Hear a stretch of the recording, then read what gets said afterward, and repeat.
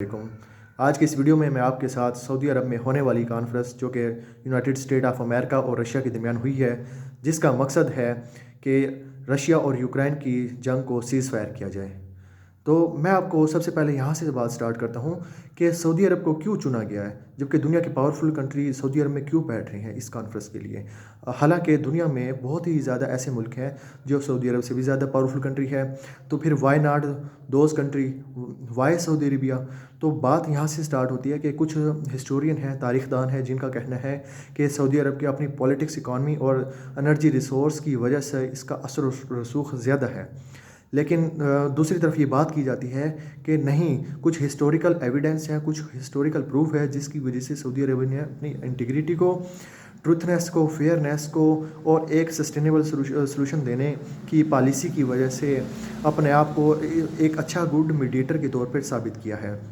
जिसकी मैं आपको मिसाल देता हूँ कि सबसे पहले लबनान में होने वाली 15 साला सिविल वार। अब जो लबनान में सिविल वार होती है उसको वहाँ पर पीस को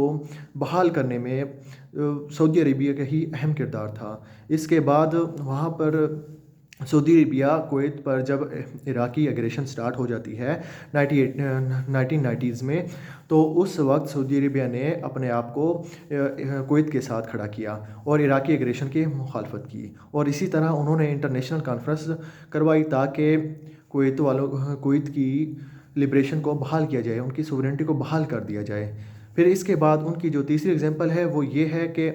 मोरक्को और अल्जीरिया में होने वाली पॉलिटिकल टेंशन। इस पॉलिटिकल टेंशन की वजह से दोनों मुल्कों के दरमियान ताउन ख़त्म हो जाता है और इनसिक्योरिटी की फ़िज़ा बहाल हो जाती है। तो इस इनसिक्योरिटी को उन्होंने सिक्योरिटी में कन्वर्ट करवाया। उन्होंने ये सब के सब सऊदी अरेबिया की ही मेहनत थी, लगन थी, स्ट्रगल थी, जिसकी वजह से मोरक्को और अल्जीरिया के दरमियान पीस प्रिवेल किया जाता है, पीस को अगेन वहाँ पर बहाल कर दिया जाता है। इसके बाद जो है उर्दन और सीरिया में होने वाली टेंशन है, जिसमें उनके फार्मर प्रिंस फैसल अल सऊद हैं, उन्होंने अपनी खिदमत सर अंजाम दी थी, क्योंकि फार्मर असद रजीम वो उर्दन के इलाके में अपने ट्रूप्स और टैंक्स वगैरह लगा देता है, जिसकी वजह से वहाँ पर पॉलिटिकल टेंशन बढ़ जाती है। तो इन तमाम के तमाम इलाकों में रीजनल और इंटरनेशनल उसमें सऊदी अरबिया ने अपना अहम और पॉजिटिव रोल प्ले किया है, जिसकी वजह से उन्होंने अपनी एक प्रेसिडेंट बना दी है कि सऊदी अरबिया हमेशा जो है पीस को प्रिवेल करने में, पीस के लिए निगोशिएट करने में अहम किरदार करता रहा है और करता है। तो अब ये सब की सब प्रूफ और ये इनकी पॉलिटिक्स है, इकॉनमी है, एनर्जी है या गुड मीडिएटर है, ये तमाम की तमाम चीज़ें सऊदी अरबिया को इस काबिल बनाती है कि दुनिया के पावरफुल कंट्री भी सऊदी अरबिया के पास आए और वो अपने मसले को, प्रॉब्लम्स को सॉर्ट आउट करें। तो अब यहाँ पर सवाल ये पैदा होता है कि इन सब चीज़ों से पाकिस्तान क्या सीख सकता है, पाकिस्तान अब क्या कर सकता है। तो मेरी नज़र में तो ये है कि पाकिस्तान की डिप्लोमेसी को भी अपने आप को इस तरह पॉलिश करना चाहिए, इस तरह अपने आप को ट्रेन करना चाहिए कि वो ना सिर्फ पाकिस्तान के रीजनल ना बल्कि इंटरनेशनल पीस एग्रीमेंट में भी अपना अहम किरदार अदा करे और पाकिस्तान के नेशनल इंटरेस्ट को दोबारा रिकन्सिडर किया जाए, ताकि आने वाले दिनों में पाकिस्तान अपनी पॉलिटिक्स को और इकॉनमी को स्ट्रॉन्ग कर सके।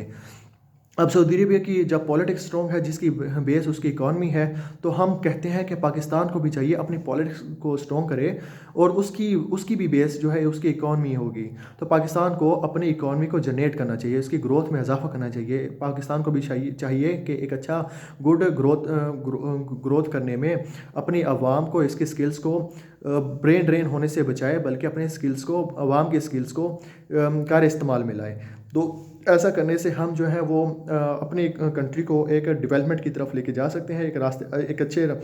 तरक्की के रास्ते पर गामजन कर सकते हैं, जिसके लिए ज़रूरी है स्टडी वगैरह भी, और एक क्वालिटी स्टडी जो है ना फिर इसके लिए बहुत ही ज़्यादा इंपॉर्टेंट हो जाएगी। एक फ़िलासफ़र थे जिनका नाम हैरिंगटन है, उन्होंने कहा था कि जो पॉलिटिक्स है, पॉलिटिक्स जब स्ट्रॉन्ग होती है, उसकी स्ट्रेंथ है वो सारी की सारी बेस करती है उसकी इकॉनमी पे। तो लिहाजा पाकिस्तान को भी चाहिए अपनी इकॉनमी पे काम करे, अपनी पॉलिसी को रिकन्सिडर करे और रीजनल कंट्री से और इंटरनेशनल कंट्री से जिन्होंने इसमें अपना अहम किरदार अदा किया है और उन्होंने तरक्की की है, तो पाकिस्तान को भी चाहिए कि उनसे सीखे, ताकि हम भी कोई तरक्की कर सकें, अपना कोई इंटरनेशनल कंट्रीज़ के दरमियान कोई अपना अहम किरदार अदा कर सकें, वहाँ पर पीस को प्रिवेल करने में, अपने इंटरनेशनल लेवल पर अपने नेशनल इंटरेस्ट को हम जो है ना वो अपना इनक्रीज कर सकें। Thank you very much.